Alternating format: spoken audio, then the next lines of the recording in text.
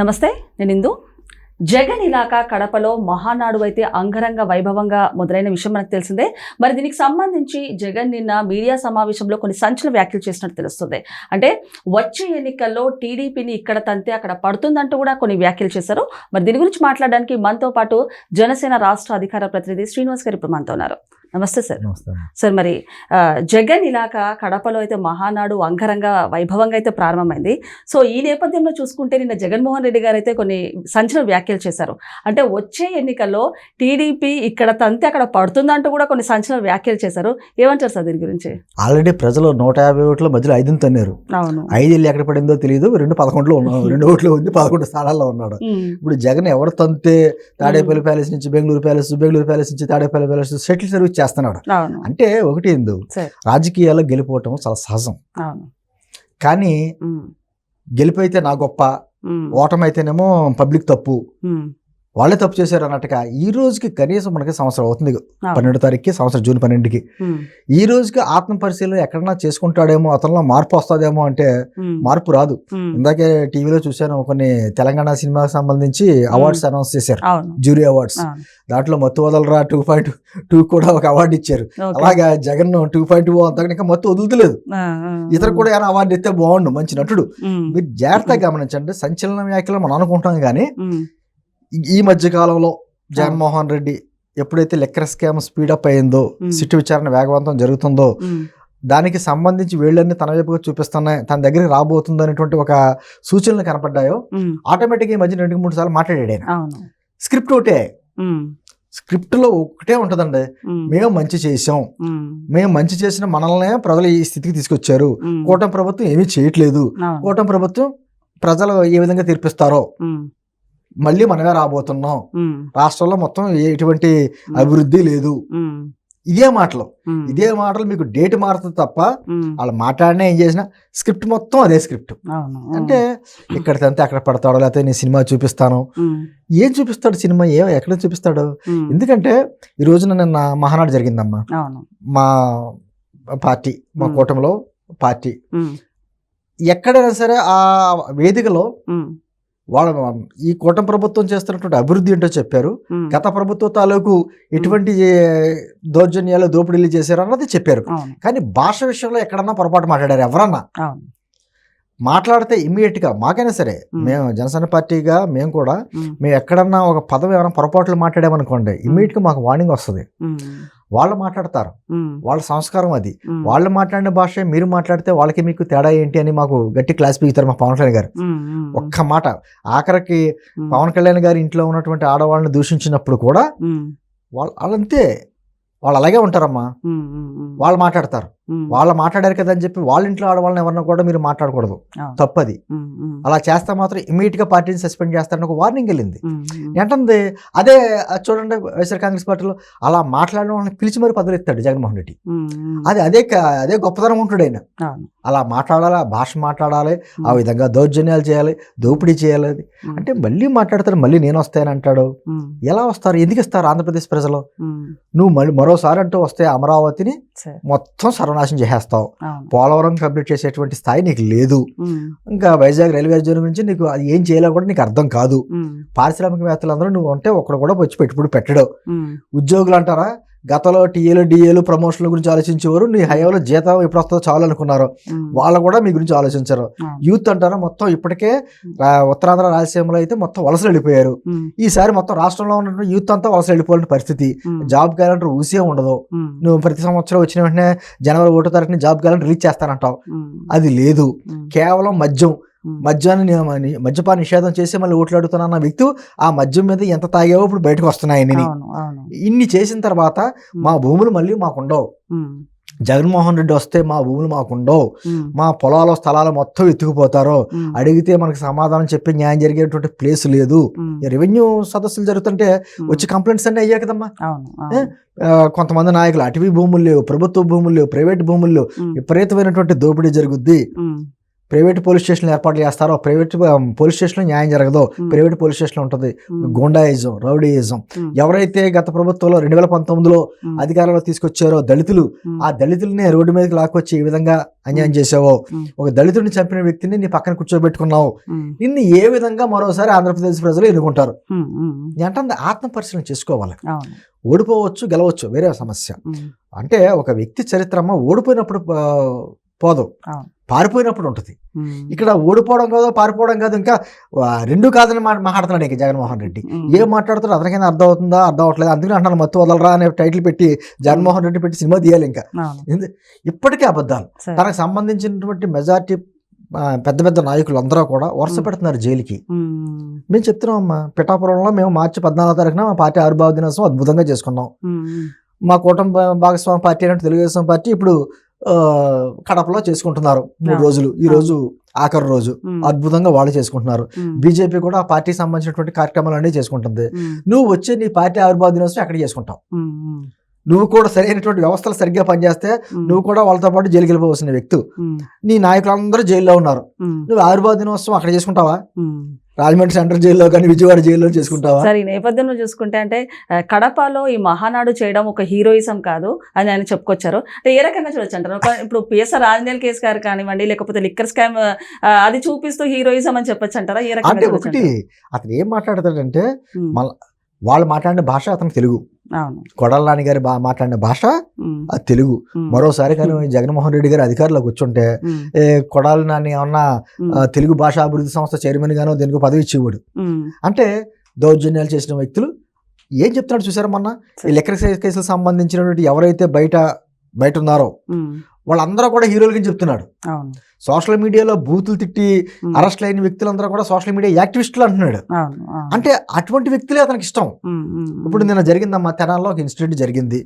Incident జరిగిన తర్వాత దాని వెనకాల ఉన్నటువంటి వాస్తవాలు ఏంటో బయటకు వచ్చినాయి. వాళ్ళ గంజాయి బ్యాచ్, ఆఖరికి కానిస్టేబుల్ గారి భార్య కూడా బయటకు వచ్చింది, నా భర్తను చంపేసేటువంటి ప్రయత్నం కూడా చేశారు అని. అటువంటి వ్యక్తులకు శిక్ష విధిస్తే దళితుల మీద దాడి చేశారు అన్నట్టుగా వాళ్ళ ఆ పేపర్లో పెద్ద బ్యానర్ ఐటమ్ రాశారు. మీరు మరోసారి అంటున్నారు చూసారా?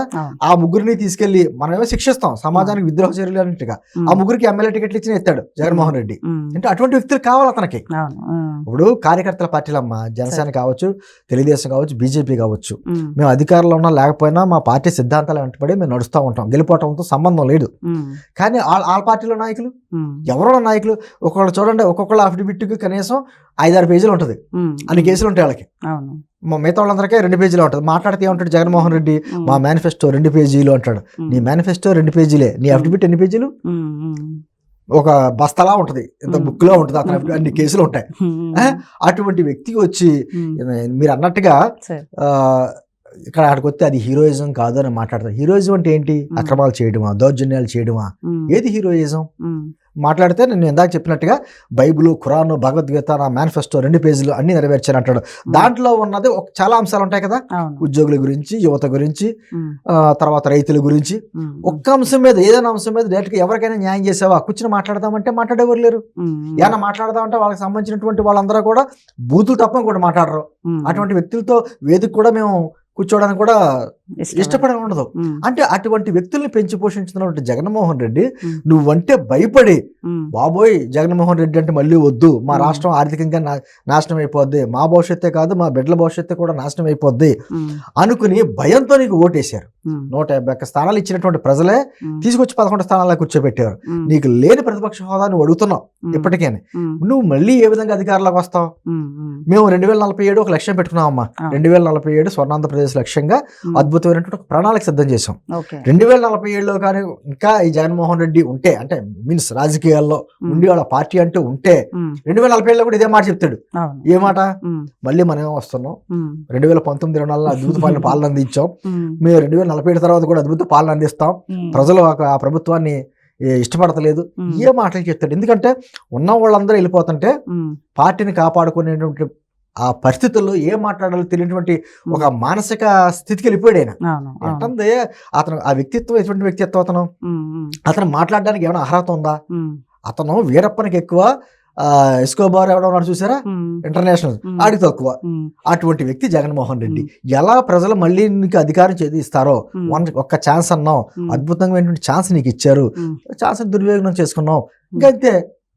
మరో ఛాన్స్ అంటూ జగన్మోహన్ రెడ్డికి రాదు. మేమేం చెప్తున్నామంటమ్మా, సంవత్సరం కాలంలోనే మేము ఏం చేసామన్నది గంటాపదంగా చెప్పగలం. ఎటువంటి పెట్టుబడులు వస్తున్నాయి, ఎటువంటి పరిశ్రమలు వస్తున్నాయి, అమరావతి ఏ విధంగా వెళ్తుంది, పోలవరం ఏ విధంగా వెళ్తుంది, రైల్వే జోన్ ఏ విధంగా తెచ్చుకున్నాం, నిన్న కూడా నేషనల్ హైవేస్ అన్ని కూడా తెచ్చుకున్నాం. ఏంటుంది, మేము తెచ్చుకున్నాయి, సాధించినవి మా సంవత్సర కాలంలోనే మేము చెప్పగలం. నువ్వేం చేసావు నీ 5 సంవత్సరాలు చెప్పు. దౌర్జన్యాలు, దుర్మార్గాలు తప్ప. సరే, మొన్నటి వరకు సైలెంట్ గా ఉన్న జగన్మోహన్ రెడ్డి గారు ఈ మధ్య మీడియా సమావేశం అవుతూ కొన్ని వ్యాఖ్యలైతే చేస్తున్నారు. మొన్న చూసుకుంటే వైసీపీ నేతలను అనవసరంగా అక్రమంగా అరెస్ట్ చేస్తున్నారని, అలాంటి వాళ్ళని రెడ్ బుక్ లో కాకపోతే ఇంకే బుక్ లో అన్నా రాసుకోండి, వాళ్ళకి నేను సినిమా చూపిస్తానంటూ కూడా చెప్పారు. ఇందాక చెప్పాను కదా, సినిమా చూపిస్తాను పాపం సినిమా డైలాగులు వేస్తున్నాడు, కానీ నిజమైన సినిమా ఆల్రెడీ చూస్తున్నాడు. అతను చూస్తున్నాడు. ఎందుకంటే తను ఎవరైతే విచ్చలవిడిగా వదిలేసాడో రాష్ట్రం మీద, దాచుకోండి అన్నట్టుగా వదిలేసాడు, వాళ్ళందరూ పాపం పండింది. కూటమి ప్రభుత్వం చట్టపరంగా ఆధారాలన్నీ చూపించి రాజ్యాంగబద్ధంగా వాళ్ళ మీద చర్యలు తీసుకుంటుంది. ఈ మధ్యకాలం చంద్రబాబు గారు కూడా అన్నారు, లిక్కర్ కేసుకి సంబంధించి మీరు ఎవరో బయట మాట్లాడొద్దు, సిట్ తన పని చేసుకుంటుంది, చట్టం తన పని చేసుకుంటే వెళ్తుంది, మనం మాట్లాడకూడదు ఇటువంటి సమయంలో అని చెప్పేసి మాకు, అంటే వాళ్ళ పార్టీ వారు నాయకులు కూడా చెప్పారు. దాని అర్థం ఏంటంటే, చట్టానికి ఫ్రీ హ్యాండ్ ఇచ్చాం. గతంలో మళ్ళీ ఇప్పుడు అర్ధరాత్రి అపరాత్రి తెల్లవారుజామున అరెస్టులు లేవు కదా. అంటే అది నచ్చట్లేదు ఆయనకి. అరెస్టులు అంటేనేమో అర్ధరాత్రులు తెల్లవారుజామున చేయాలి, మాట్లాడితేనేమో కొడాలని గారి భాష మాట్లాడాలి, ఈ దౌర్జన్యాలు లేకపోతే దోపిడీలు చేయాలంటే పెద్దిరెడ్డి గారి లాగా చేయాలి, లేకపోతే లిక్కర్ స్కామ్ సంబంధించిన 100 వస్తున్నారు కదా, రాజకేశ్ రెడ్డి, అది ఇది ఆ పేర్లు కూడా పెద్ద లిస్ట్ వచ్చేలా ఉంది. వీళ్ళ చేయాలి, రోజువారీ నాకు మళ్ళీ ప్రతిరోజు ఎంత దోచుకున్నామో లెక్క చూసుకోవాలి, అలా చేస్తే అదే పరిపాలన అనేటువంటి భావన ఉన్నప్పుడు. ఏపీ అంటే అమ్మా, మేము గతంలో ఏపీ అంటేనేమో ఆంధ్రప్రదేశ్ అనే భావనకి అమరావతి, పోలవరం అని అద్భుతంగా చెప్పుకునేవాళ్ళం. అటువంటిది జగన్మోహన్ రెడ్డి హయాంలో అప్పులు పప్పు బెల్లాలు, అదే పరిపాలన అంటాడు. పరిపాలన గురించి మరి చంద్రబాబు పాఠాలు చెప్తున్నాడు. ఇది విచిత్రం. అంటే ఇన్ని సంవత్సరాల, దాదాపు 48 సంవత్సరాలు 49 సంవత్సరాలు రాజకీయ అనుభవం ఉన్నటువంటి చంద్రబాబుకి జగన్మోహన్ రెడ్డి పరిపాలన గురించి ముఖ్యమంత్రిగాను ప్రతిపక్ష నేతగా కూడా అనుభవం ఉన్నటువంటి చంద్రబాబు నాయుడికి ఈ పరిపాలన అంటే ఇది, నేను గంజాయి మొక్కనే అనేటువంటి మాటలు మాట్లాడుతాను. అంటే హనుమంతుడి ముందు కుప్పగంతులు అంటారు చూసారా, అటువంటి కుప్పగంతులు వేస్తున్నాడు. అంటే ఒకటి మనం ఏం మాట్లాడుకున్నా ప్రజలకు అర్థమైంది పరిపాలన అంటే ఏంటి. ఈ రోజు అప్పులు తీసుకొచ్చి మన అకౌంట్లో వేయడాలి కాదు, మన భవిష్యత్తుకి పునాదులు వేయాలి, మన బిడ్డల భవిష్యత్తు బాగుండాలి. మన బిడ్డలు ఈ రోజుకనమ్మా ఒక వాస్తవమైన చాలా బాధాకరమైన విషయం ఏంటంటే, కొన్ని గ్రామాల్లో యూత్ లేరు అసలు. ఆంధ్రప్రదేశ్లో కేవలం కొన్ని గ్రామాల్లో వృద్ధాశ్రమం అంటారు చూసారా, ఓల్డేజ్ హోమ్స్ అలా తయారైనాయి. సో మరి ఈ నేపథ్యంలో చూసుకుంటే యువగలానికే ఈ పార్టీ పెద్దపీట వేస్తుందంటూ కూడా లోకేష్ గారు చెప్పారు. సో మరి వర్కింగ్ ప్రెసిడెంట్ లోకేష్ గారికి ఇచ్చే ఛాన్స్ ఉందంటూ కూడా వార్తలు వస్తున్నాయి. ఏ రకంగా? ఎందుకంటే ఖచ్చితంగా అతను అర్హుడు. అతను అంటే మామూలుగా చెప్పాలంటే ముందు నాయకత్వ లక్షణాలు ఉన్న వాళ్ళకి వారసత్వం అడ్డుకోకూడదు.